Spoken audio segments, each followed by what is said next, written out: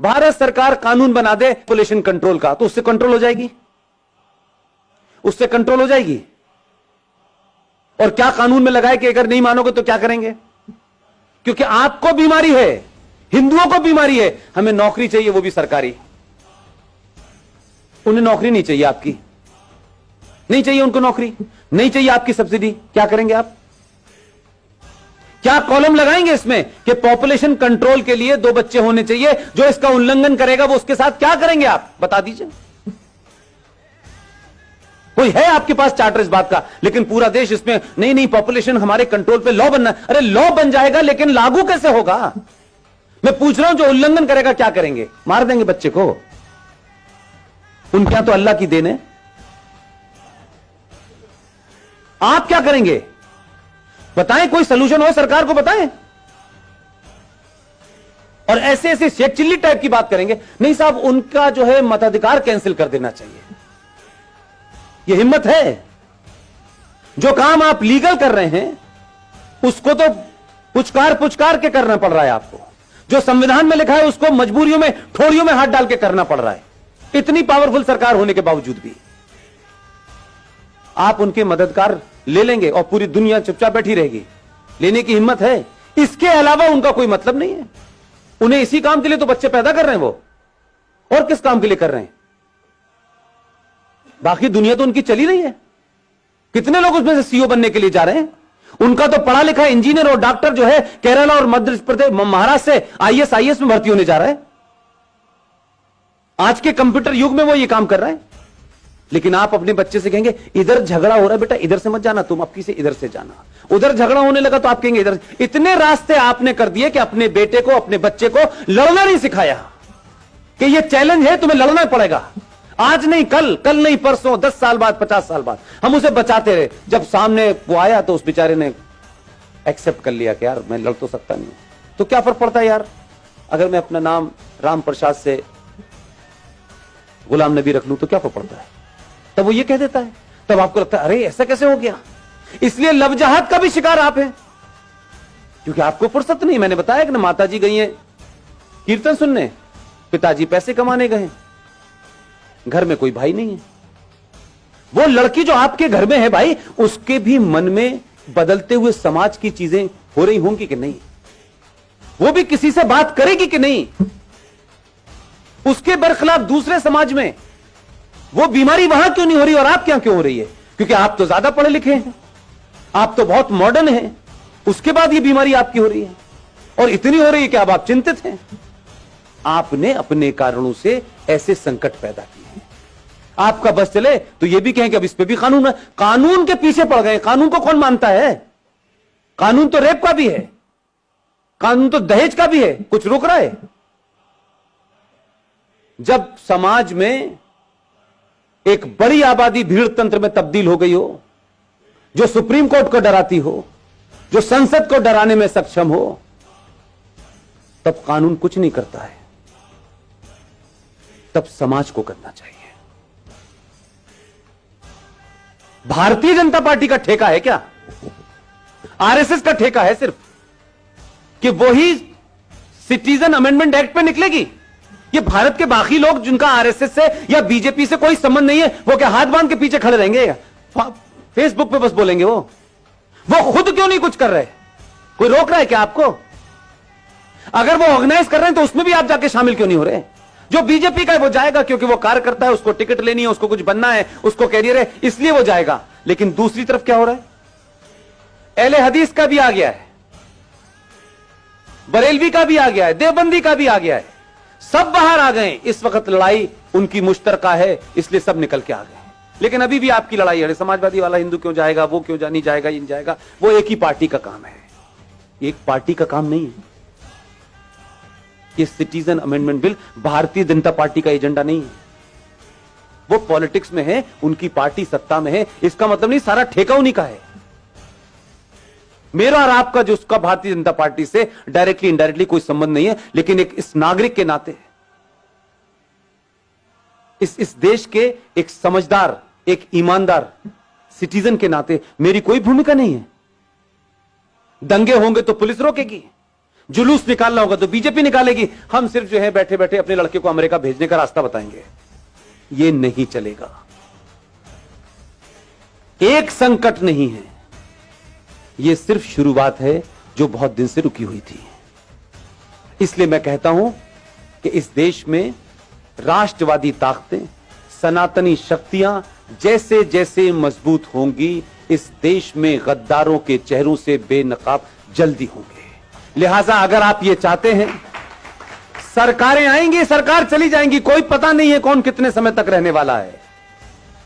देश तो पहले भी चल रहा था, घिसट रहा था, कुछ अच्छा था, कुछ बुरा था, कुछ जीते कुछ हारे, ये सब चल रहा था।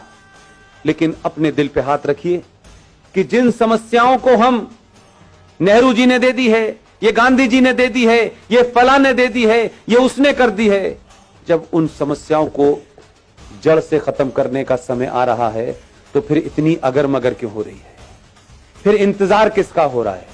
पहली बार इस देश में सरकार राष्ट्र के लिए काम कर रही है, तो समाज की जिम्मेदारी क्या है कि पूरी ताकत से खड़े हों और सरकार को यह भरोसा दिलाएं कि हम जो काम आप कर रहे हैं वो हमारे लिए शायद उसका तत्कालिक कोई फायदा हो ना हो, लेकिन आने वाली नस्लों के लिए होगा। यह तय होगा कि 20 साल के बाद मेरे बच्चे टोपी लगाएंगे, मेरी बेटियां बुर्का पहनेंगी या नहीं पहनेंगी। अगर नहीं चाहते हैं तो ताकत से खड़े होइए। वो कौन है, कौन नहीं है, कैसा है, बुरा है, अच्छा है, यह महत्व नहीं है। इस समय कई सवाल पूछने का समय नहीं है। दूसरे सवाल नहीं पूछ रहे हैं, पूरी दुनिया में है। पाकिस्तान नेशनल असेंबली का चेयरमैन चिट्ठियां लिख रहा है सऊदी अरब को। 2.5 लाख की रैली निकल रही है उस बांग्लादेश को जिसे आपने चड्डी बनियान पहनना सिखाया है। नंगे घूम रहे थे वो, जिनकी आधी आबादी आपके मुल्क में है, और आपके मुल्क में सत्ता लोभी लोग उनको कह रहे हैं इनको रखो, ये हमारे दबान है, क्योंकि इन्हीं से हमें वोट मिलेगा और इसी हम सत्ता में रहेंगे। यही कारण रहा होगा 1000 साल पहले भारत के गुलाम होने का, जो आज दिखाई देता है मुझे। कैसे कैसे नारे लग रहे हैं इस देश के अंदर, हर राज्य एक अलग अलग बात कर रहा है। कोई यूएनओ चिट्ठी लिख रहा है, आपके लोगों की गिनती ज्यादा है उसमें, वही ताकतें बाहर निकल रही हैं। सबके नाम नहीं लेना चाहता, इतने महान नहीं उनका नाम लूं मैं, लेकिन राष्ट्र को आपकी जरूरत है। और आप समझ लीजिए, हम सब लोग इतने बेहया हो चुके हैं, इतने बेगैरत हो चुके हैं कि हम जरा सा अगर हमारे आदमी में कहीं कमजोरी हो गई, जरा सी कहीं हल्का सा भी वो कमजोर पड़ा, हम पहले लोग हैं जो ये कहेंगे। हम बहुत कह रहे थे यार इतना नहीं करना चाहिए था, देखो इसने इतना ज्यादा कर दिया था, हम इतने मक्कार लोग हैं। हम उसके बुरे वक्त में, क्योंकि ये उसका बुरा वक्त नहीं है, ये देश का और राष्ट्र का बुरा वक्त है। इस वक्त कुछ भी नहीं सोचना है मुझे, न मैं सोचना चाहता हूं, न मेरी कोई महत्वाकांक्षा है। हम अगर 5 लोगों को जगा सकते हैं तो 5 को जगाएं, क्योंकि हमारे यहां कुछ लोग सो नहीं रहे हैं, हमारे यहां जगे हुए लोग भी सोने का बहाना कर रहे हैं। लिहाजा ऐसे सम्मेलन हर दिन होने चाहिए, हर जगह होने चाहिए, सड़कों और चौराहे पर होने चाहिए और खुले में होने चाहिए, ताकि एक बार में लाखों लोग सुने। इसकी यह महत्वता नहीं है कि इसमें कौन बोलने आया है, कौन चीफ गेस्ट है, कोई ना कोई आता रहेगा। और आपने सोचा भी नहीं होगा कि इस देश में 15-20 लोग इसी समय देश के अलग अलग कोनों पे बोल रहे हैं। उनका किसी पार्टी से कोई संबंध नहीं है, वो किसी पार्टी के ऑफिस नहीं गए। हमारा राष्ट्रवाद राज्यसभा की कुर्सी तक महफूज नहीं रहना चाहिए। अब हम राज्यसभा में आ गए तो हमारा राष्ट्रवाद पूरा हो गया, अब हमें सत्ता की मलाई खानी है। उससे पहले हम बहुत राष्ट्रवादी थे। मैंने कई लोगों को रातों रात बदलते देखा है पिछले 6 महीने में, माफ कीजिएगा।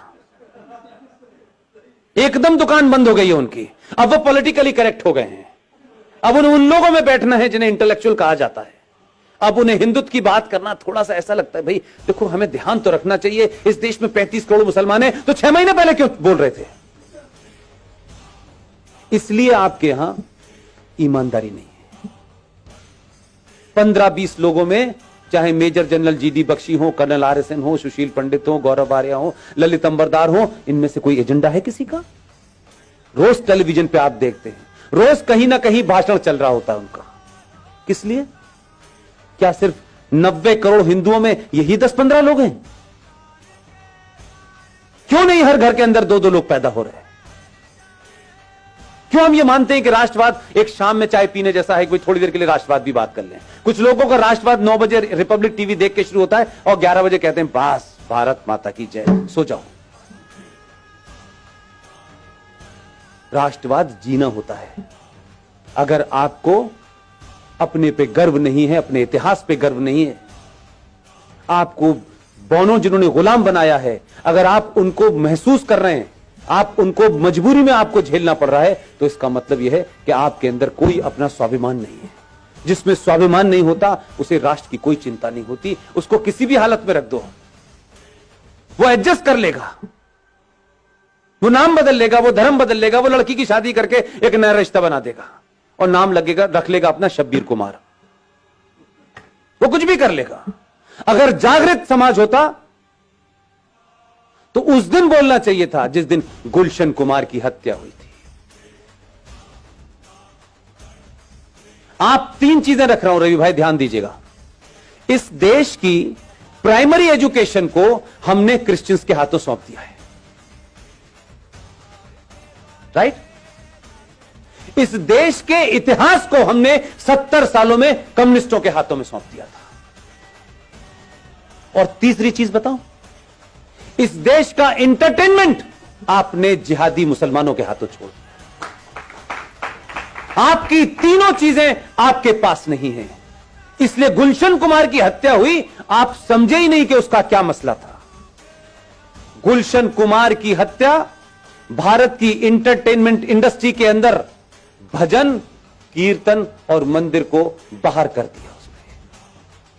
और अब मौला रे मौला होता है, लड़की हिंदू घर की होती है, लड़का मुसलमान घर का होता है। हर फिल्म में बताया जाता है इस्लाम कितना अच्छा है, हर फिल्म में बताया जाता है कि मुसलमान कितना अच्छा होता है। आपकी नई जनरेशन इसी चक्कर में गफलत पे है।